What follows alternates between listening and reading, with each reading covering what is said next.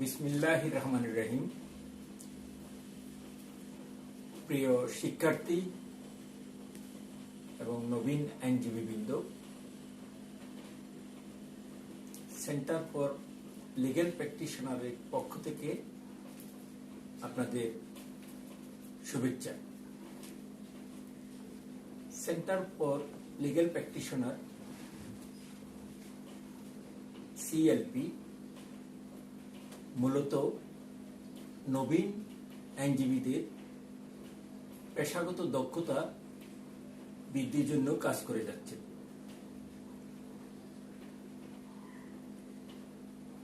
একজন আইনজীবী হতে হলে প্রাথমিকভাবে তাকে বাংলাদেশ বার কাউন্সিলের এমসিকিউ, লিখিত এবং মৌখিক পরীক্ষায় উত্তীর্ণ হয়ে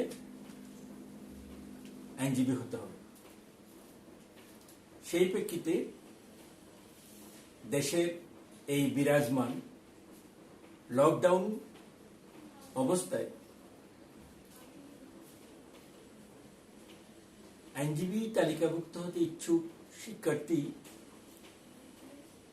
এবং নবীন আইনজীবীদের মধ্যে যারা বাংলাদেশ সুপ্রিম কোর্টের হাইকোর্ট বিভাগে আইনজীবী হিসাবে প্র্যাকটিস করার জন্য পরীক্ষার প্রস্তুতি নিচ্ছেন,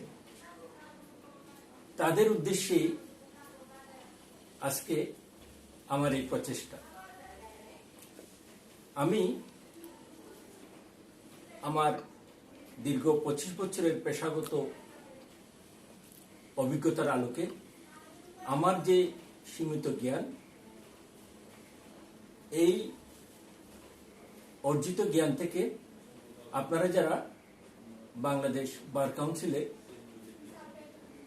এমসিকিউ পরীক্ষা দেবেন, লিখিত পরীক্ষা দেবেন, মৌখিক পরীক্ষা দেবেন এবং বাংলাদেশ সুপ্রিম কোর্টের হাইকোর্ট বিভাগে প্র্যাকটিস করার অনুমতির জন্য লিখিত পরীক্ষা দেবেন এবং মৌখিক পরীক্ষা দেবেন, তাদের উদ্দেশ্যে আমার এই প্রচেষ্টা। আমি এখন যেহেতু বার কাউন্সিলের আইনজীবী তালিকাভুক্তির জন্য লিখিত পরীক্ষা খুবই সন্নিকটে এবং বাংলাদেশ সুপ্রিম কোর্টের হাইকোর্ট বিভাগের আইনজীবী হিসেবে প্র্যাকটিস করার অনুমতি লিখিত পরীক্ষা সন্নিকটে, এই দুটি বিষয়ের উপর বেশি বেশি ক্লাস নেব এবং বাংলাদেশ বার কাউন্সিলের এমসিকিউ পরীক্ষা যেহেতু একটু দেরিতে হবে, এমসিকিউ পরীক্ষার উপর ক্লাসের পরিমাণটা আপাতত কমিয়ে নেব। তো আজকে প্রথমে আমি বাংলাদেশ বার কাউন্সিলের আইনজীবী হিসেবে তালিকাভুক্তির জন্য যে এমসিকিউ পরীক্ষা, এই এমসিকিউ পরীক্ষার একটা সাবজেক্ট, এটা হচ্ছে বাংলাদেশ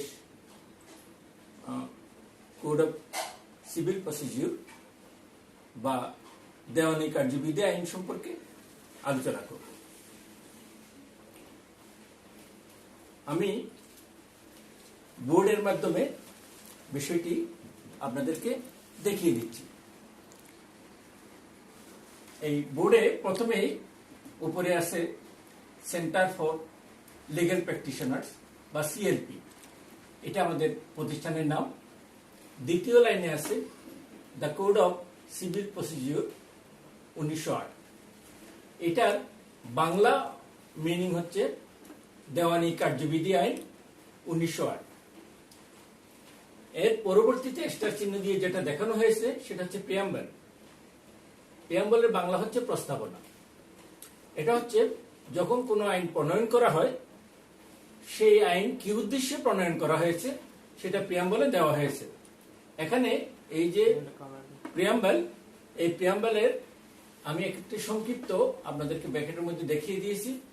এটা হচ্ছে দেওয়ানি প্রকৃতির বিচারের জন্য বাংলাদেশের যে বিচার ব্যবস্থা, বাংলাদেশে দুই ধরনের বিচার হয়। একটা হচ্ছে দেওয়ানি প্রকৃতির বিচার। দেওয়ানি প্রকৃতির বিচার হচ্ছে মূলত স্থাবর এবং অস্থাবর সম্পত্তি সম্পর্কিত। আর একটা হচ্ছে ফৌজদারি প্রকৃতির বিচার। সেটা হচ্ছে মূলত দেহ সম্পর্কিত। তো the code of civil procedure এটা প্রণয়ন করা হয়েছে দেওয়ানি প্রকৃতি বিচারের জন্য, অর্থাৎ আমাদের যে স্থাবর এবং অস্থাবর সম্পত্তি, সেই সম্পত্তির বিচারের জন্য এই দেওয়ানি কার্যবিধি আইন প্রণয়ন করা হয়েছে। এই যে দেওয়ানি কার্যবিধি আইন, এটাতে মোট ধারা আছে 158টা, অর্ডার আছে 51টা আদেশ, এবং তফসিল আছে 5টা। এই ধারাগুলোর মধ্যে 158টা ধারায় কোন কোন বিষয় আছে আমি প্রথমে ধারাগুলি আপনাদেরকে বুঝিয়ে দেব, তারপর আদেশগুলি বা অর্ডারগুলো, তারপরে শিডিউলগুলো। শিডিউলটা মূলত হচ্ছে, তফসিলটা হচ্ছে এই যে আইনের ধারা এবং আদেশ, এটা কার্যকর করার জন্য কোন পদ্ধতিতে কোন ফরম্যাট ব্যবহার করা হবে সেটা শিডিউলে উল্লেখ থাকে বা তফসিলে উল্লেখ থাকে। এখন আমরা প্রথমে আসি সেকশন 1, অর্থাৎ 1 নম্বর ধারা 1। সেকশন 1-এ কি বলা হয়েছে? শর্ট টাইটেল অর্থাৎ সংক্ষিপ্ত শিরোনাম, কমেন্সমেন্ট অর্থাৎ কখন থেকে কার্যকর শুরু হয়েছে, এক্সটেন্ট অর্থাৎ কোন কোন এলাকার জন্য আইনটা প্রযোজ্য হবে। এটা এই দেওয়ানি কার্যবিধি আইন বা কোড অফ সিভিল প্রসিডিউর এই ব্রিটিশ ভারতে প্রথম ইংরেজ শাসনামলে 1859 সালে আইন হিসাবে কার্যকর হয়।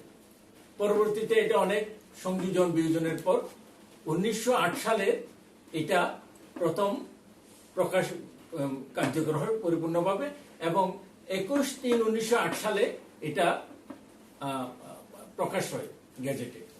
এটা 1908 সালের 5 নম্বর আইন। প্রতিটা আইন যখন প্রণয়ন হয় তখন সেই আইনটা ওই সালের মাস অনুযায়ী একটা নাম্বার পড়ে। এটা 1908 সালের 5 নম্বর আইন। আর এটা কার্যকর হয়েছে এই ভারতবর্ষে, পাক ভারত উপমহাদেশে 1909 সালের 1 জানুয়ারি 1909 সাল থেকে। তাহলে আমরা কি জানতে পারলাম? যে আজকে the code of civil procedure 1908, দেওয়ানি কার্যবিধি আইন 1908, এটার একটা প্রিয়াম্বল আছে, এখানে সেকশন আছে 158টা, অর্ডার আছে 51, শিডিউল আছে 5। আর সেকশন 1-এ এটা শর্ট টাইটেল, কমেন্সমেন্ট এবং এক্সটেন্ট সম্পর্কে আলোচনা করা হয়েছে, এবং এটা 1859 সালে প্রথম প্রণীত হয়, পুরোপুরি কার্যকর হয় 1908 সালে, এবং এটা 1909 সালে বর্তমানে বর্তমান যে বাংলাদেশ, এই সমগ্র বাংলাদেশের জন্য এটা প্রযোজ্য হবে। এই বিষয়টার উপর এখন এমসিকিউ কি প্রশ্ন আসতে পারে? আমি একটা প্রশ্ন বাংলাদেশ বার কাউন্সিলে আসেনি এই বিষয়গুলির উপর, জুডিশিয়াল সার্ভিস কমিশন আসছে 2013 সালে। প্রশ্নটা ছিল সর্বপ্রথম কখন সিভিল কোড সংক্রান্ত পদ্ধতিগত আইন কোডিফাইড হয়? এটার উত্তর হয়েছে, এখানে 4টা দেওয়া আছে, 1877 সালে, 1849 সালে, 1859 সালে এবং 1863 সালে। তাহলে আমরা এখানে যেটা সেকশন 1-এ পড়ছি, এটা 1859 সালে প্রথম প্রণীত হয়েছে, তাহলে এখানে উত্তর হবে 1859 সালে। তাহলে বন্ধুগণ, প্রিয় শিক্ষার্থীগণ, আমরা আজকে যারা এমসিকিউ পরীক্ষা দেবে তাদের জন্য দেওয়ানি কার্যবিধি আইনের সেকশন 1টা এবং প্রিয়াম্বলটা জানতে পারলাম। আমরা পরবর্তী ক্লাসে বা পরবর্তী বিষয়ে আমরা যারা বাংলাদেশ বার কাউন্সিলে লিখিত পরীক্ষা দেবেন তাদের জন্য আমরা দেওয়ানি কার্যবিধি আইনের বিষয় নিয়ে আলোচনা করব। সবাইকে ধন্যবাদ।